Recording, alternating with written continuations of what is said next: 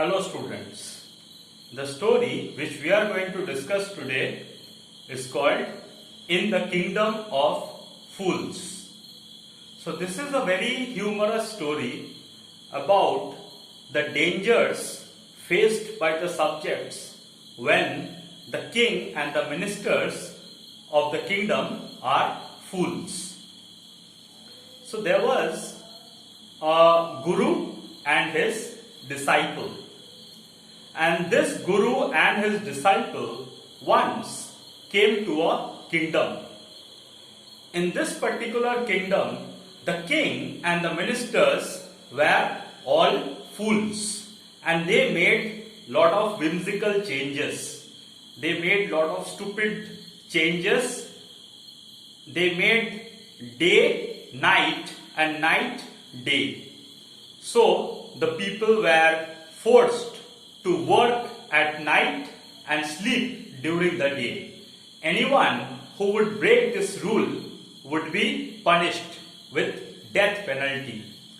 Another very strange thing in this kingdom of fools was that everything cost the same amount. So, one duddu, that is a currency. Everything would cost one duddu, that is a form of currency. So, if anyone had to buy a banana, it would cost the same amount as suppose you have to buy a car. You have to pay the same price. So, does it make any sense? A car and a banana would cost the same amount. So, this kind of very foolish rules and regulations were in place in the kingdom of fools. So the disciple, when he came to the kingdom, he enjoyed himself greatly. He was extremely fond of eating, so he could eat ghee, rice, fruits to his heart's content. As much as he liked, he could eat over there because everything was very cheap. The guru told his disciple that you will face many dangers over here. It is not safe to stay here. But the disciple did not listen to his guru. After a while, there was a case in this kingdom of fools. An incident occurred and the king summoned or called the merchant.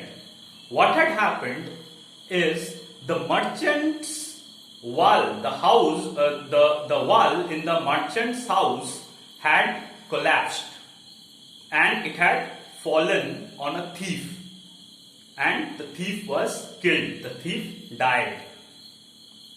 Now the thief had tried to break into the merchant's house to steal money. He had tried to dig a hole through the wall, enter the merchant's house and loot all his wealth. So while he was looting the merchant's wealth, the building collapsed on him and he died. The thief's brother went to the king and asked for justice. As I told you, the king was extremely foolish. So he started blaming the merchant for the death of this particular thief. The merchant said that the wall had been built a long time ago. The king then called the person who had built the wall, the architect, the person who had actually built the wall. The chief of builders was called. Now, what did the builder do? The builder blamed the dancing girl. The builder said that while building the wall, his attention was distracted by a dancing girl who was walking up and down on the road. The dancing girl blamed the goldsmith. The goldsmith is a person who makes gold ornaments. She said that the goldsmith did not give me my jewels on time, and therefore I was going to visit the goldsmith to get my jewels. The goldsmith blamed a rich merchant. The goldsmith said, I could not deliver the dancing girl's jewels on time because this rich merchant told me to deliver jewels for his family wedding first. So the blame game was played, a game of passing the buck. The blame was going round and round, and as luck would have it, this rich merchant happened to be the father of this particular merchant who was being tried at the king's court. Now the king said, you have inherited the sins from your father. You have inherited wealth from your father. Similarly, you have also inherited your father's sins, and you will be punished. You will be executed at the stake. However, this particular merchant was too thin to fit into the stake. So the king randomly, without thinking, found a man fat enough to fit into the stake. And the disciple, who was very fond of eating, was by now quite fat, and the disciple fitted the stake perfectly. The king decided to execute him. At this moment, the disciple just remembered his guru. He started praying to his guru and he realized his mistake. He regretted not listening to his guru's wise words. His guru had psychic powers. His guru actually had a sort of prophetic vision. So in his vision, he could see that his disciple was in trouble. So the guru came and he made up a story in front of the king. The guru pretended to quarrel with his disciple. The guru said, I should be executed at the stake first. And the disciple said, no, I should be executed at the stake first. So both of them were arguing. The king was surprised. The foolish king was surprised. He said, why are you arguing over who will die first? Then the guru says, this is no ordinary stake. This is the stake of the God of justice. Whoever gets executed at this stake will be reborn as the king, and whoever dies second will be reborn as a minister. Hearing this, the foolish king and the foolish minister decided to execute themselves on the stake. They executed themselves, so they actually committed suicide on the stake because they wanted to be reborn as king and minister. So thus the foolish king and the foolish minister were eliminated. The guru and the disciple peacefully ruled the kingdom. They became the new rulers of that particular kingdom, and it was not a kingdom of fools anymore. So this is the story. I have told you the entire story in detail. Now we'll go through the story with the help of a PowerPoint presentation which I have prepared for you.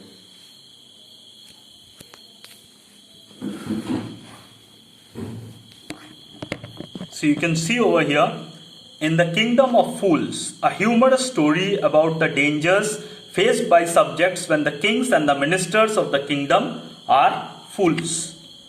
The king and the ministers of the kingdom were idiots.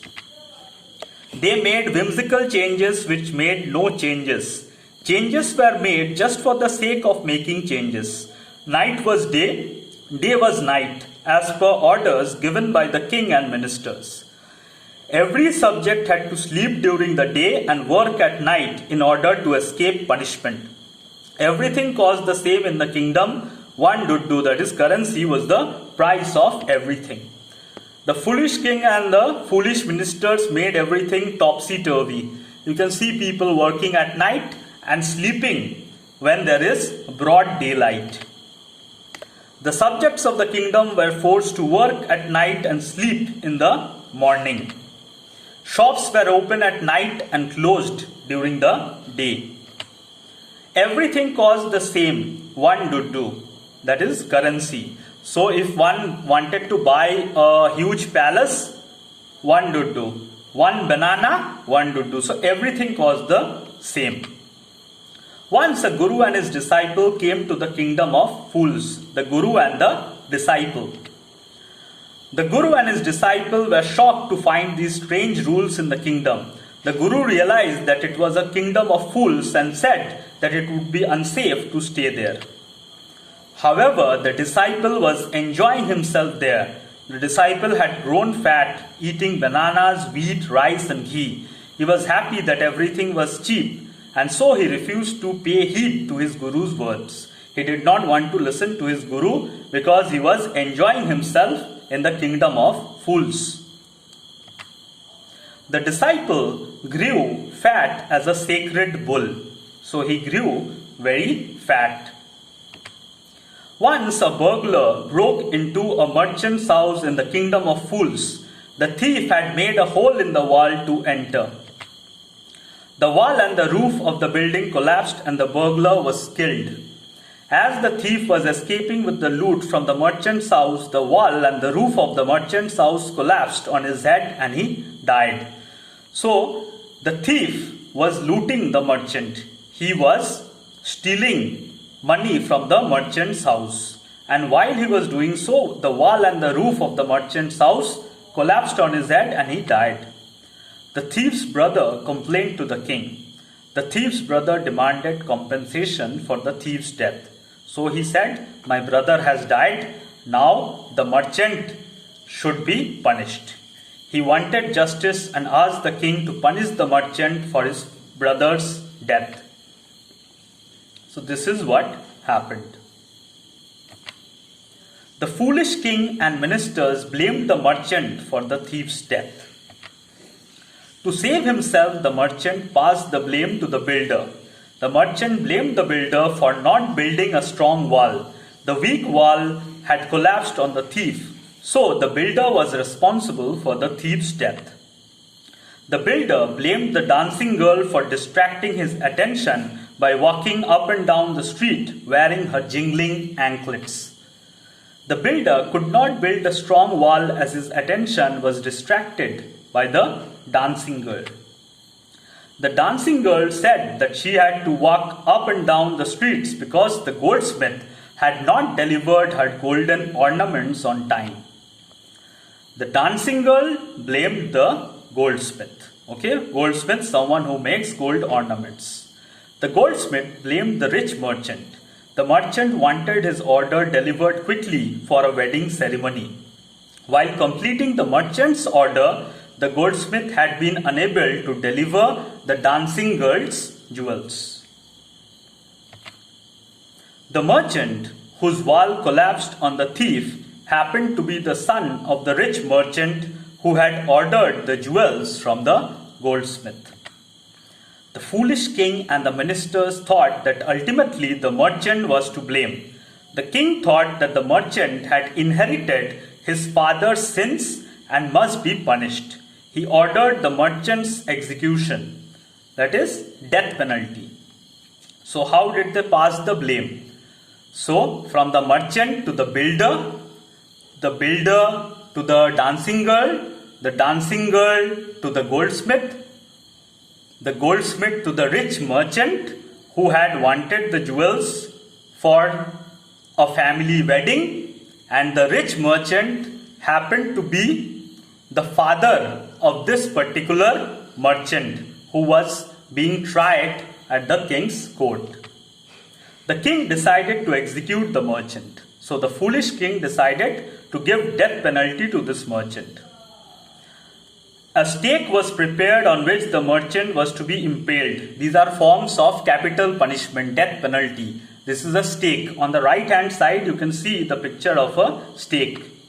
However, the merchant was too thin to fit the stake. They decided to find a man fat enough to fit the stake and execute him instead. The disciple was fat enough, so they decided to execute him on the stake. The disciple pleaded with the king, saying that he was an innocent sannyasi, but his pleas fell on deaf ears. The foolish king, did not listen to the disciple.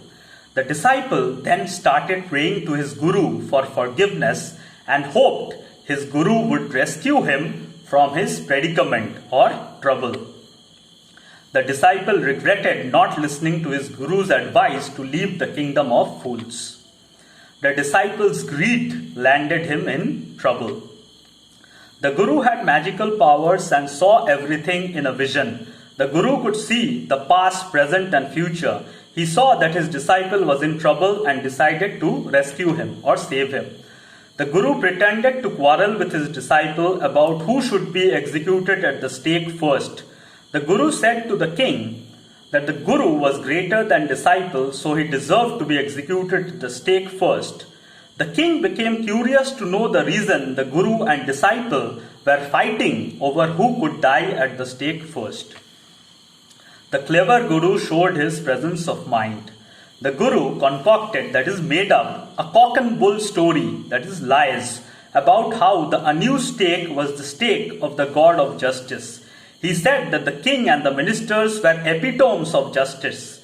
The guru slyly mentioned that whoever would be executed on the stake at first would be reborn as the king, and the people to be executed next would be ministers.